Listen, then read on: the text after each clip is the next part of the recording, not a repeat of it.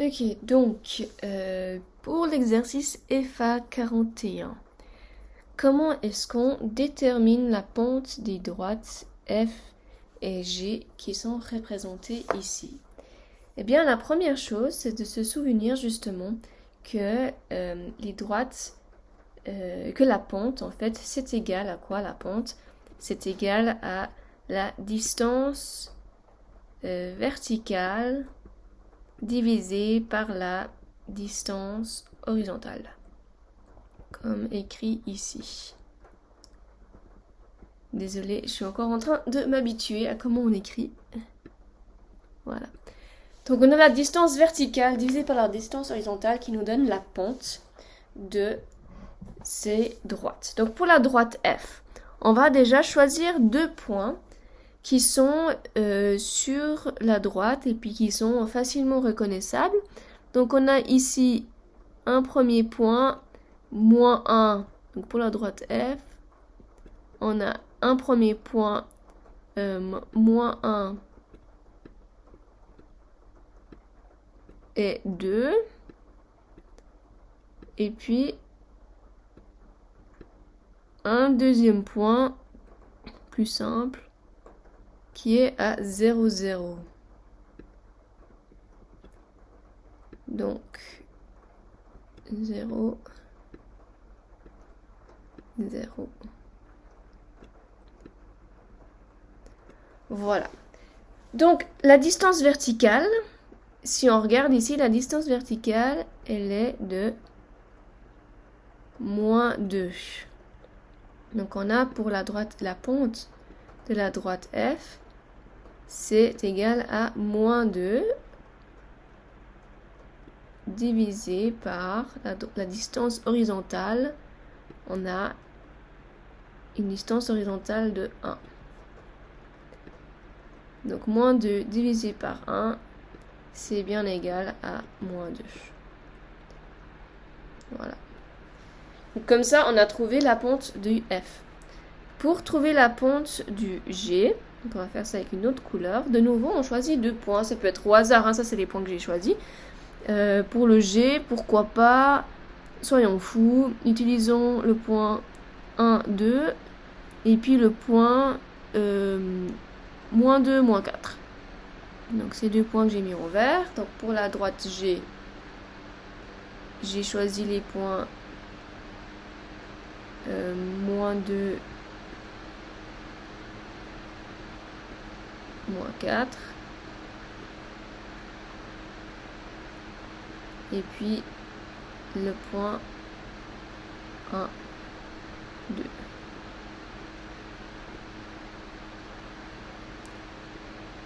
Donc, si je regarde, c'est quoi la distance verticale?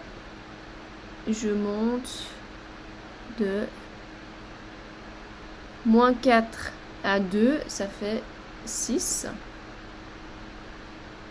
Et puis, ma distance horizontale, elle est de 1, 2, 3. 6 sur 3. Ma pente, du coup, de G, c'est 6 sur 3, c'est égal à 2. Donc voilà pour le premier exercice. Donc on a ici, comme j'ai dit, on fait la droite, la distance verticale divisée par la distance horizontale. Ici de nouveau la distance verticale divisée par la distance horizontale. Voilà. J'espère que pour cet exercice c'est clair et on va passer au prochain. Donc pour l'exercice 44, voici 4 fonctions f, g, h et i représentées dans un système d'axes. Indique à quelle expression fonctionnelle correspond chacune de ces fonctions. Donc vous pouvez voir la fonction g, c'est celle en rouge, la fonction f, c'est celle en bleu, la fonction i orange et puis la fonction h en vert. Déjà, la première chose qu'on peut voir, c'est qu'elles sont toutes, sauf la i, elles sont toutes des fonctions affines. Donc ici, on a partout des fonctions affines. Donc G, H G, F, si j'arrive à écrire correctement, G, F et H sont des fonctions affines.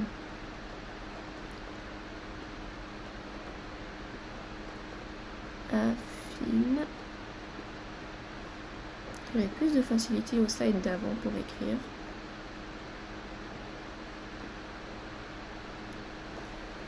Et puis, la fonction I, c'est une fonction constante.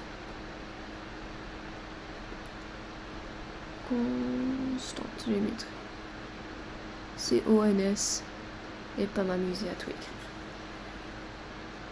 Donc, une fonction affine, on a déjà vu, elle est toujours en forme de ax plus b, c'est-à-dire qu'il y a quelque chose multiplié par x plus quelque chose d'autre. Et si vous vous souvenez de la théorie qu'on a fait la dernière fois, on a dit que justement dans cette fonction affine ax, je l'écris ici, ax plus b,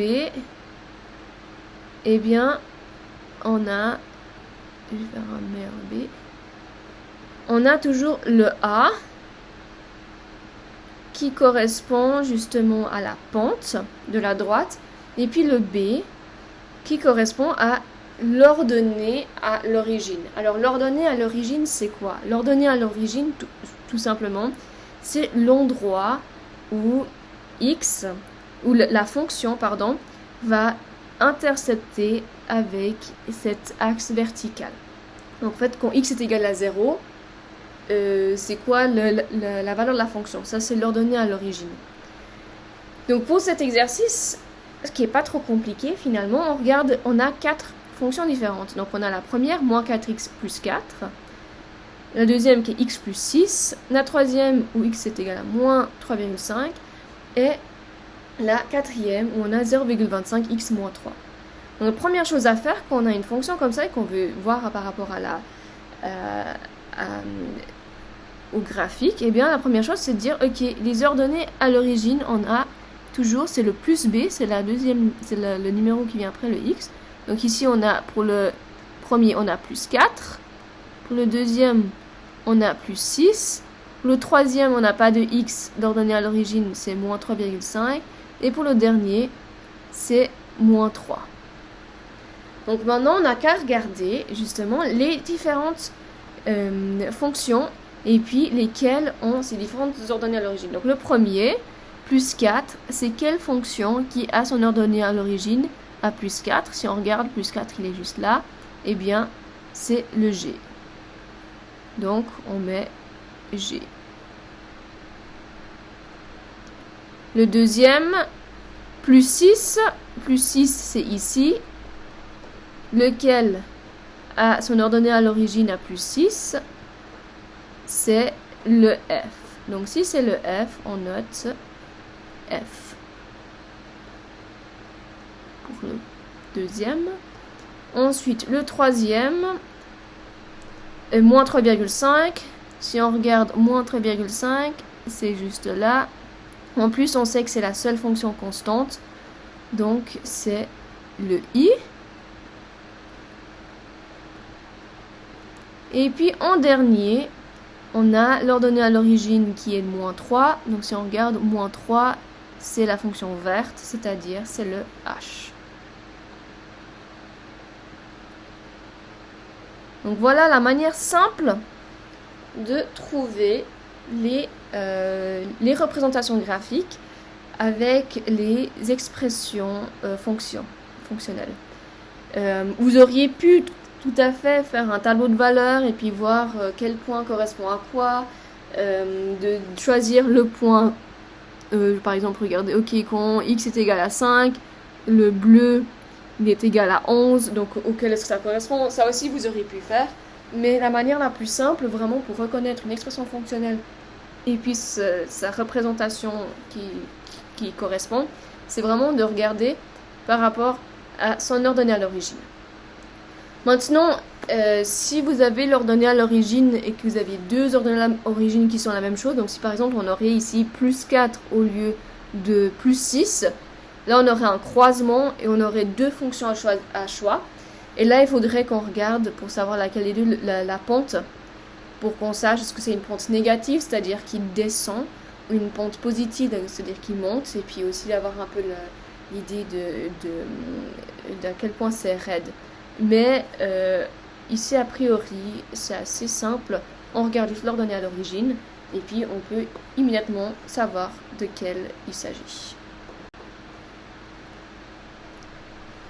Ensuite, le FA46 trouve l'expression fonctionnelle des fonctions représentées par les droites décrites ci-dessous. Donc ici, on n'a même pas forcément besoin de dessiner la droite. On va utiliser le fait qu'on sait, donc déjà on a des droites. Donc ces droites, ça veut dire que ce sera soit linéaire, soit affine, et puis dans ce cas, ce sera probablement affine. Et on se souvient qu'une droite affine, c'est toujours AX plus B, où A, c'est la pente, et puis la pente,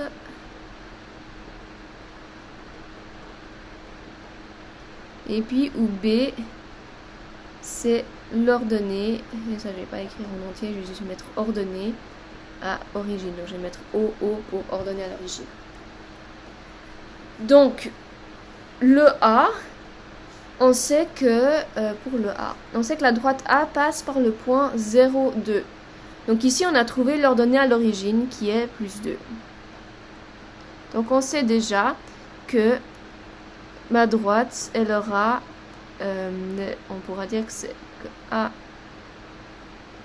de X correspond à quelque chose qu'on ne connaît pas encore, fois X plus 2. Donc ici, on nous dit qu'elle est inclinée à 45 degrés. Donc 45 degrés, si vous faites un angle de 45 degrés, vous allez réaliser que 45 degrés, en fait, c'est une pente où à chaque fois qu'on avance de 1, on monte de 1. C'est la moitié de 90 degrés. 90 degrés, c'est complètement vertical. Et du coup, 45 degrés, c'est la moitié de 90. Et chaque fois qu'on avance de 1, on va monter de 1. Et du coup, si on fait le calcul vertical divisé par horizontal, 1 divisé par 1, ça fait 1. Donc 1x plus 2, ou bien tout simplement juste x plus 2. Je vais effacer ça pour pouvoir écrire égal à x plus 2.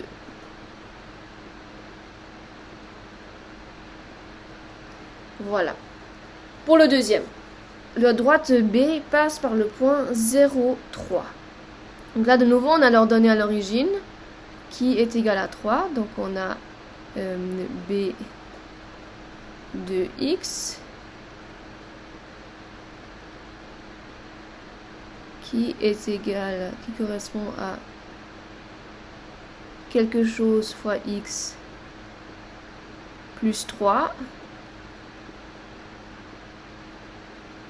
Donc on a que la pente est de 300%. Donc 300%, c'est la même chose que 3. 300%, c'est 300 divisé par 100, c'est 3. Donc 3x plus 3. Parce que 300%, ça veut dire que pour tous les 100 mètres que je fais horizontalement, eh bien, je monte de 300. C'est ça que ça veut dire 300%. Donc 300 divisé par 100, ça fait 3. La droite C coupe l'axe vertical à 5 unités en dessous de l'origine. Donc en dessous de l'origine, ça veut dire moins 5. Donc là, on a que l'axe, il coupe l'axe vertical à moins 5. Ça, c'est notre ordonnée à l'origine. Avec une pente de 2 sur 1. Donc 2 sur 1, c'est combien? Ça fait 2. Donc là, on peut dire, ok, C de x correspond à 2x moins 5. Voilà. La droite D passe par le point de coordonnées 0, 4. Donc 4 ici, c'est notre ordonnée à l'origine. Parce que quand x est égal à 0, y est égal à 4. Et avec une pente égale à moins une demi. Donc là, on a déjà toutes les informations qu'il nous faut. Donc on peut directement écrire D de x correspond à, est égal à moins 1 sur 2 x plus 4. Voilà. Et en dernier, la droite E passe par les points 0, 3 et moins 2, 0. Donc comment est-ce qu'on le sait lequel c'est l'ordonnée à l'origine? L'ordonnée à l'origine, c'est toujours quand x est égal à 0. Donc notre ordonnée à l'origine, c'est 3. Donc là, on sait que notre ordonnée à l'origine, ce sera quelque chose fois x plus 3. Maintenant, pour trouver la pente, ici, on nous a donné 2 points. Donc à partir de 2 points, on peut trouver la pente. Parce que, comme on a dit, c'est la différence verticale, la distance verticale, divisée par la distance horizontale. Donc là, la distance verticale, comment est-ce qu'on peut trouver si on n'a pas le graphique sous les yeux? Eh bien, on fait le deuxième y moins le premier y. Donc on fait 0 moins 3. Et après, on fait le deuxième x moins le premier x. Donc moins 2 moins 0 qui fait moins 3 divisé par moins 2. Et comme on a moins divisé par moins, ça fait positif. Donc il nous reste 3 sur 2. Donc on a que la droite E, c'est 3 sur 2 x plus 3.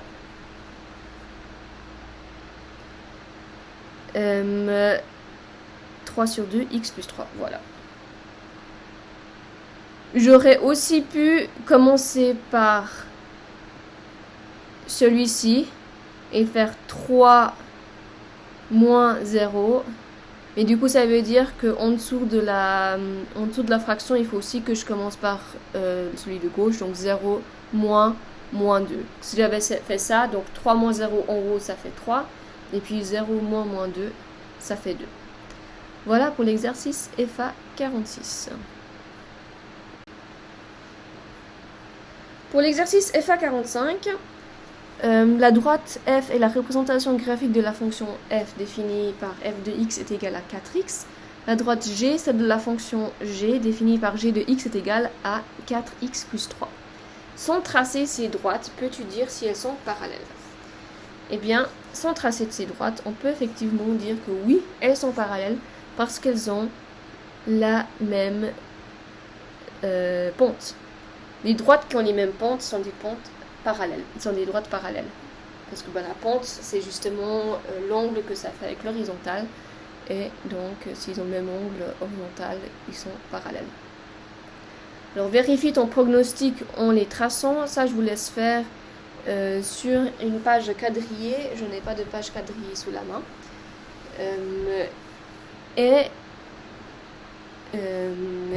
Voilà. Mais si vous le faites sous la main, comme ça, vous pouvez faire d'abord un tableau de valeurs pour faire moins 1 à x est égal à moins 1, x est égal à 0, x est égal à 1, et puis le dessiner. Ou bien vous pouvez regarder juste la pente et puis l'ordonner à l'origine et utiliser ces informations-là pour faire le traçage des fonctions. le C. Soit H la droite parallèle à F qui passe par le point 0, moins 5. Sans la tracer, détermine l'expression fonctionnelle de la fonction H. Alors comme on a dit, si on a une droite parallèle, ça veut dire que les pentes sont la même chose. Donc on a H de X devient ou correspond à, donc la pente reste la même, 4x, puis là le point qu'on nous a donné c'est l'ordonnée à l'origine, donc 4x moins 5. Voilà. Et le dernier, trouve l'expression fonctionnelle de i qui passe par le point 0, moins 100 et dont la pente vaut moins 2. Eh bien, moins 100 c'est l'ordonnée à l'origine, la pente c'est moins 2, donc on a juste i de x égale à, correspond à moins 2x moins 100. Si vous avez l'ordonnée à l'origine et la pente, vous pouvez automatiquement trouver l'expression fonctionnelle. Alors pour cet exercice, je ne vais pas le faire en entier parce que j'ai pas de papier quadrillé sur mon slide. Mais vous allez construire un repère orthonormé. Ça veut dire quoi un repère orthonormé? Ça veut dire, c'est un mot très fancy pour dire qu'on fait un système d'axes. Alors moi j'arrive pas à le faire très droit. X, Y, un système d'axes, un repère orthonormé. Ça veut juste dire qu'il y a un angle droit ici entre X et Y. Et puis qu'on a ce système d'axes. Donc, puis tracer la représentation graphique des fonctions suivantes à l'aide de la pente et de l'ordonnée à l'origine. Donc, pour le f de x, 3x plus 1, vous savez que on a l'ordonnée à l'origine qui est ici vers plus 1. Et après, comme 3x, ça veut dire que pour chaque fois que j'avance, chaque fois que j'avance de 1, je monte de 3. Donc, c'est-à-dire que mon prochain point, il est ici. Et puis après, je peux juste les combiner ensemble. Moins 1 sur 2x, l'ordonnée à l'origine c'est 0, c'est une droite linéaire. Donc je mets mon point vers un point vers 0, 0. Il n'arrive pas à avoir le jaune. Vers 0, un point vers 0, 0. Et puis 1 sur 2, ça veut dire que à chaque fois que j'avance horizontalement de 2, je monte de 1. Donc si j'avance horizontalement de 2, je monte de 1. Après, je peux avoir mon deuxième point et puis les lignes qui... la droite. Moins 2 tiers x plus 2,5. Donc plus 2,5, on va dire que c'est à peu près là. Donc plus 2,5, c'est l'ordonnée à l'origine, c'est où ça croise l'axe vertical. Puis moins 2 tiers x, ça veut dire que si j'avance de 3 horizontalement, eh bien je descends de 2. À peu près. Donc ça c'est bien sûr approximatif ce que je fais là, mais vous sur votre repère orthonormé ce sera précis. Et je fais mon graphique. Pour le I, le J, le K, je ne vais pas faire sur mon repère ici, mais j'espère que vous avez un peu compris le principe. Donc, vous avez bien sûr l'ordonnée à l'origine qui vous dit où ça croise le vertical, puis la pente qui vous dit pour chaque fois que vous avancez horizontalement de 1, de 2 ou de 3, de combien est-ce que vous montez ou descendez. Voilà pour l'exercice FA 51. Ok, nous arrivons au dernier exercice, le FA 35. Donc dans le FA 35, on a plein de paraboles, donc c'est des fonctions quadratiques. Et on en a 5 qui ont la forme AX carré. Donc ce sont des fonctions quadratiques. Dans les expressions fonctionnelles suivantes, g de x est égal à x carré, h de x 5x carré, i de x 0,25x carré, j de x moins 0,5x carré et k de x moins 4x carré. Donc, est-ce qu'on essaie déjà de trouver lesquels correspondent à quoi? Qu'est-ce qu'on peut constater. Donc vous voyez que le J et le K qui ont un A négatif, donc moins 0,5 ou moins 4, sont ouverts vers le bas. Et ceux qui sont positifs, donc le premier où il n'y a rien devant, donc c'est 1, 5 et 0,25, ils sont ouverts vers le haut. Une autre chose que vous pouvez constater, c'est aussi par rapport à l'ouverture, en quelque sorte de la parabole. Donc, si on regarde le G, le H et le I, qui sont tous positifs, donc devant le G, il n'y a rien, donc quand il n'y a rien, c'est comme si c'était 1. Le H, c'est 5, et le I, c'est 0,25. Si on regarde sur le graphique, on a le I, et puis le H, qui est là, et le J. Donc vous remarquez que si le coefficient A, donc si A est plus grand que 1, on a une parabole très serrée, très étroite. Donc c'est plus étroit. Étroit, si j'arrive à écrire. Et si notre A est plus petit, comme par exemple pour le I, si notre A est plus petit que 1, alors on a justement la parabole qui est plus large. Donc le plus le A augmente, le plus le A il est grand, le plus il est étroit, le plus il monte rapidement. Et le plus le A il est petit, le plus il s'élargit et puis il monte moins rapidement. C'est la même chose pour quand on est dans les négatifs, donc le moins 0,5, il est plus large que le moins 4. Là on parle bien sûr de la valeur absolue, donc la valeur absolue de moins 4 c'est 4. 4 ça va être plus étroit que moins 0,5. Voilà, pour l'exercice FA35.